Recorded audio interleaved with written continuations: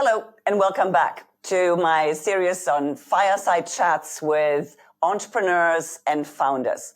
Today, it's my pleasure to have Ferris with me. He's the CEO and founder of OriginAI out of Berlin. He's also an INSEAD alumnus. And the one thing that stands out when you look over his bio is that he's both technical and a business brain. So he is, I would argue, one of those ideal people to wear both hats for the CTO and the CEO.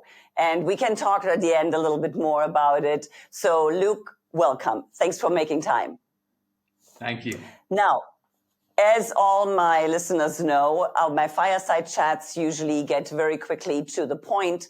And today, the focus really is on fundraising, as OriginAI is right now in that AI sweet spot where we've obviously seen so much money being raised over the last 18 months or 24 months.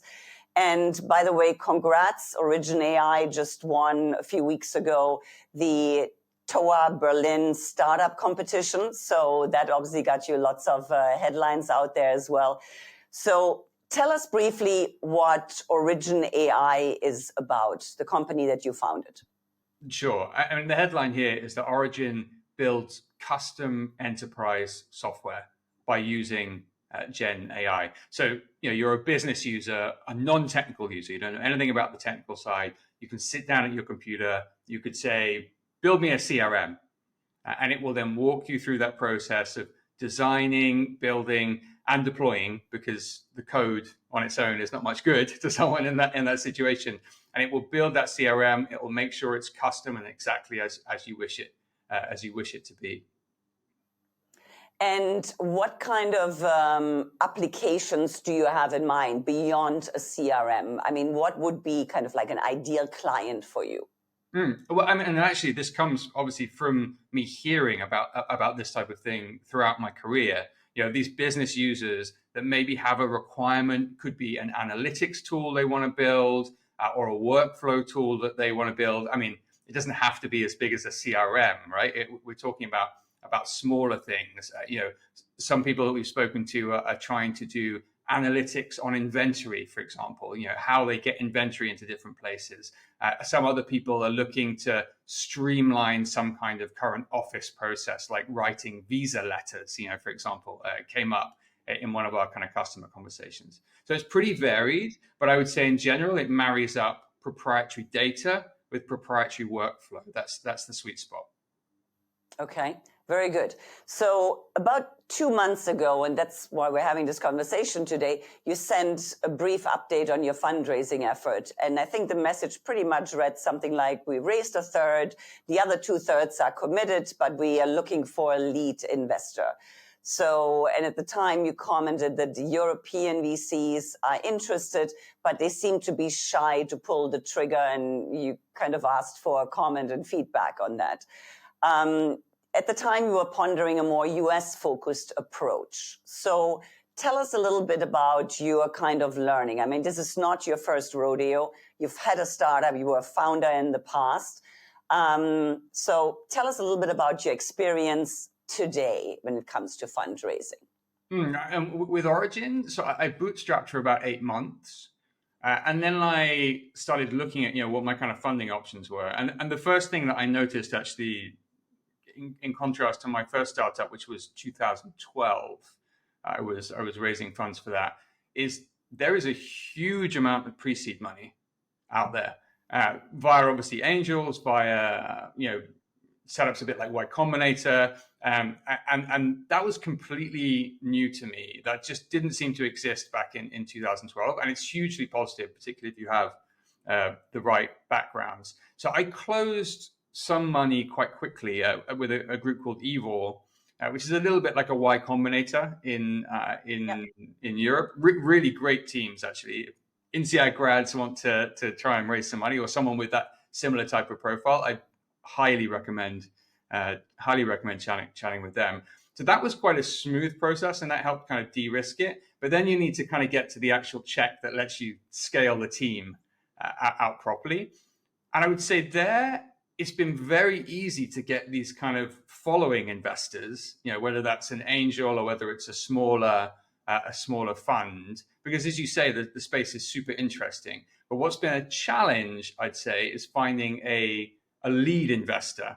And without the lead investor, the rest of the investors aren't super interested in joining. And if I'm honest, I get it. It's a really interesting space, exactly as you said, but it's also kind of shifting sands. The whole AI market seems to reinvent itself about once every 3 months at the moment. So I get that it's a little bit of a challenge to develop that conviction potentially. And on your thoughts to explore the US, so did you make any efforts, or is this still part of your plan going forward to shift some of your attention for fundraising to the United States? Right. So I spoke to a good cohort in the EU, and I was getting this response of once you have some revenue traction, great, kind of go for it. This sort of classic kind of VC response. And I kind of felt, maybe in the US, they're going to be a little bit more favorable in their thinking around our pre-revenue status, right? Which seems to be the real crux point, the thing that's causing us issues. So I've just started reaching out to US VCs now. So my goal here is to have a cohort of, let's say, 20 conversations. I've probably got about 5 kind of logged already. It's probably a little too early to say whether it's definitely the case that they're more willing to invest in this space, but there's certainly been enthusiasm for the conversations. Let me put it that way. And considering depending on how the conversations will go in the US with VCs there, is there a chance that you move from Berlin to the US, or are you agnostic about this?